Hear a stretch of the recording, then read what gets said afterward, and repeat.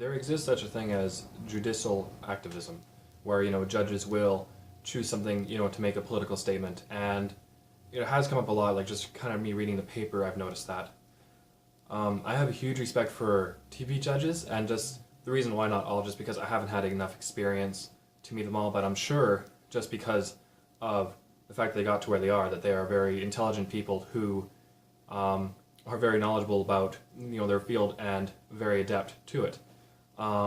That said, the idea that mandatory sentencing is an attack on justice because it takes away the judge's ability to decide on their own judgment and their own expertise about how to handle a situation.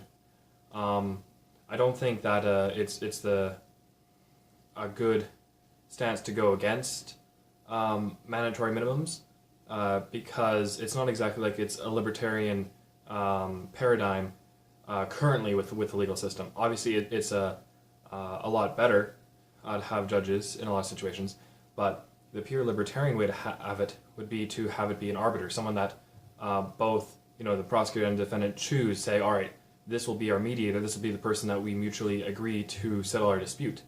And that's not currently the way judges work. You're assigned a judge. So it's for that reason I think that we shouldn't be jumping on the bandwagon to go completely against mandatory minimums, because the reason why people go against it is because it's politicians deciding the laws as opposed to judges figuring out by a case basis. And I think that while there is some bad examples with America and the drug war, there'd be a lot of people who maybe wouldn't be a criminal element going to jail and taking up space. There is a lot of people who are a criminal element who are catched up and locked away, and just being from a place that has high crime, I can definitely see the appeal of having mandatory minimum. And so that's one of the reasons why I'm kind of having this pushback for the repeal or the demonization of it.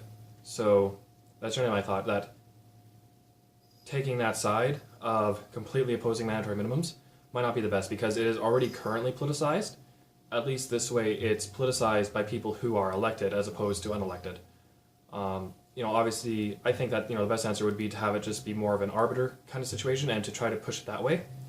But that normally when you come up to a situation, you got to choose, am I going to be for or against a mandatory minimum? And that's kind of the option you're dealt with. It's not that, well, I'd like option C. That's not how really a lot of these situations play out. So I'd say don't dismiss it out of hand because mandatory minimum.